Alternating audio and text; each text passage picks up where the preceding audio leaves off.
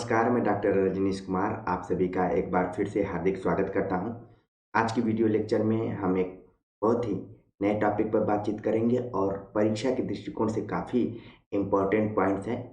आमतौर पर जब हम भारतीय काव्य शास्त्र पढ़ते हैं तो उसमें हमें आचार्यों और उनके समय तथा उनकी रचनाओं से संबंधित बहुत सारे फैक्ट्स मिलते हैं और उन फैक्ट्स को याद करके हम एकदम से परेशान हो जाते हैं और लगातार हम कोशिश करते हैं कि इस टॉपिक से संबंधित किसी भी तरीके का प्रश्न आए तो वो परीक्षा में गलत ना हो।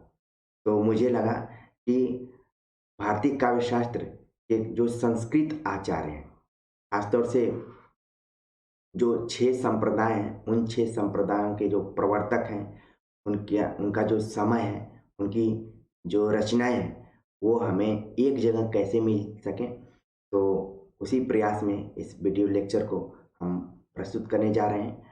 और मेरी कोशिश ये रही है कि आप सभी जितने भी प्रतियोगी छात्र हैं, उनके पास तमाम मैटर्स मौजूद होंगे भारतीय काव्य शास्त्र पर और पीडीएफ भी होंगे, प्रिंट आउट कर कर भी उन्होंने आप रखे होंगे। तो जब भी आप परीक्षा देने जाते हैं, तो आपके साथ आखिरी समय तक आपकी मोबाइल रहती है, जब तक कि उसको जमा करने का सख्त आदेश न दिया जाता रहा हो।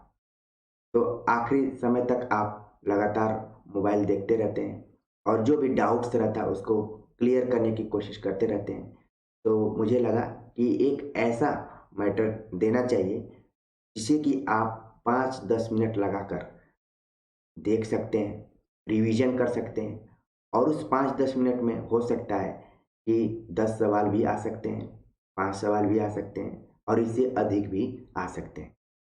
तो उसी प्रयास में हमने यहाँ पर सोचा कि प्रमुख जो भारतीय काव्य शास्त्री हैं, खासतौर से संस्कृत के, उनसे संबंधित जितने भी आचार्य रहे हैं, उन पर एक सामूहिक कलेक्शन तैयार किया जाए।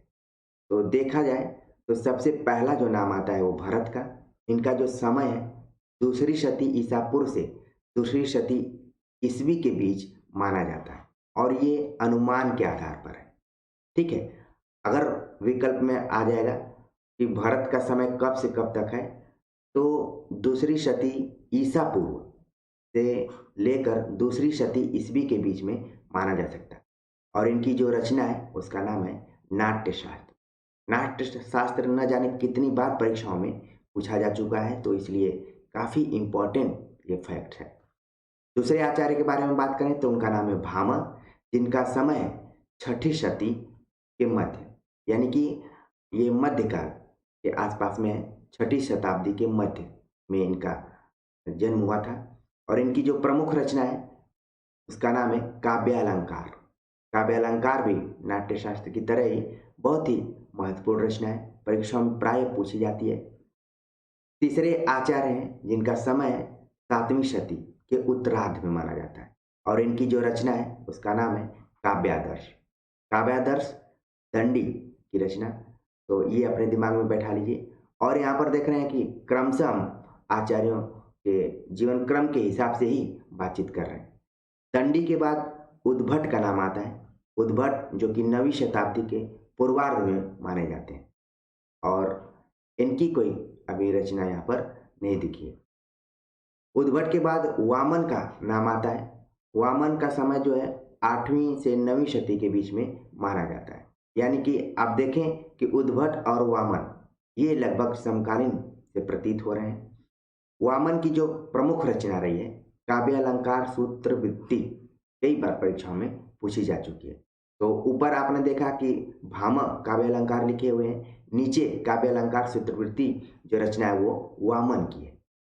ठीक है, वामन के बाद रुद्रट का नाम आता है। रुद्रट का समय भी 9वीं शती के आरंभ में माना जाता है और इनकी भी रचना काव्य अलंकार है। तो देख रहे हैं कि दो यहाँ पर ऐसे आचार्य हैं जिनकी रचनाओं का नाम है काव्य अलंकार। हो सकता है कि बदलते हुए पैटर्न में आपसे पूछ लिया जाए कि काव्य अलंकार किसने किसने लिखा है, तो भामह और रुद्रट इन दोनों का नाम आएगा। रुद्रट के बाद शंकुक का नाम। शंकुक का नाम हमारे दिमाग में तब आता है जब रस सूत्र की व्याख्या करने की बात आती है, तो वहाँ पर शंकुक अपनी महत्वपूर्ण भूमिका निभाते हैं। शंकुक का जो समय है 9वीं शती के आरंभ में माना जाता है, यानी कि ये भी रुद्रट के समकालीन ही थे। इनके कोई भी ग्रंथ अभी तक नहीं दिखाई पड़े। शंकुक के बाद आनंदवर्धन का नाम आता है, जिनका समय है 9वीं शती के बीच का है। मतलब इनके जो पहले आचार्य हैं वो 9वीं शती के आरंभ में हैं और आनंदवर्धन का लगभग 9वीं शती आधा खत्म हो गई थी तब इनका जन्म हुआ। और इनकी जो खास रचना है उसका नाम है ध्वन्यालोक। ध्वन्यालोक आनंदवर्धन का।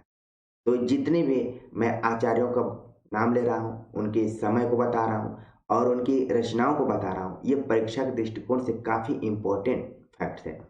आनंदवर्धन के बाद राजशेखर का नाम आता है। राजशेखर का जो समय है वो 880 से लेकर 920 के बीच में माना जाता है और इनकी जो प्रमुख रचना है उसका नाम है काव्य मीमांसा। राजशेखर के बाद धनंजय का नाम आता है, जिनका समय है 10वीं शती और इनकी रचना का नाम है 10 रूपक। ठीक है। धनंजय के बाद भट्टनायक। तो जैसे शंकुक का नाम हमारे दिमाग में आता है वैसे ही भट्टनायक का भी नाम आता है और इनका जो समय है वो 10वीं शती के मध्यकाल में माना जाता है, यानी कि बीच में, और इनका भी कोई ग्रंथ नहीं दिखाई पड़ता है। भट्टनायक के बाद लोलट का नाम आता है। लोलट ये भी रससूत्र व्याख्याकार के रूप में जाने जाते हैं और इनका जो समय बताया गया कि उद्भट और अभिनवगुप्त के बीच में माना गया है। तो उद्भट का तो हमने जिक्र ऊपर कर दिया है, अब नीचे अभिनवगुप्त का दिया हुआ कि 10वीं से 11वीं शती के बीच में। तो एक बार देख लेते हैं कि लोलट का जो समय है उद्भट 9वीं से लेकर 11वीं शती के बीच में माना जाता है, यानी कि काफ़ी कन्फ्यूजन है विद्वानों के बीच कि आखिरकार लोलट का जन्म कब हुआ था। इनका भी कोई ग्रंथ नहीं दिखाई पड़ता है। लोलट के बाद अभिनवगुप्त का नाम आता है। अभिनवगुप्त का जो समय है 10वीं से 11वीं शती के बीच, और अभिनवगुप्त ने 2 रचनाएं की, अभिनव भारती, ध्वन्यालोक लोचन। इसके अलावा भी 1-2 रचनाएं इनकी और पाई जाती हैं तंत्रालोक करके, लेकिन अभिनव भारती, ध्वन्यालोक लोचन आपको ध्यान में रखना है। अभिनव भारती की है, अभिनव गुप्त की है और इन्होंने नाट्यशास्त्र और ध्वन्यालोक दोनों पर टीका लिखी हुई। ठीक है। अभिनव गुप्त के बाद जो अगला नाम आता है वो है कुंतक का नाम, जिनका समय 10वीं से 11वीं शती के बीच माना जाता है और इनकी रचना का नाम है वक्रोक्ति जीवितम। ठीक है। और हिंदी में बोले तो वक्रोक्ति जीवित, कई बार एग्जाम में आ चुका है। कुंतक के बाद अगला नाम है भोजराज। कई जगह भोज लिख दिया जाता है। भोजराज का जो समय है 11वीं शती से के पूर्वार्ध में माना जाता है और इनकी जो प्रमुख रचना है उसका नाम है सरस्वती कंठाभरण और श्रृंगार प्रकार। भोजराज ने रसों का राजा रसराज श्रृंगार को माना है और यहाँ पर आप देख रहे हैं कि एक रचना ही उन्होंने लिखी है श्रृंगार प्रकार, और दूसरी जो महत्वपूर्ण रचना है वो है सरस्वती कंठाभरण। भोजराज के बाद अगला नाम आता है महिम भट्ट का।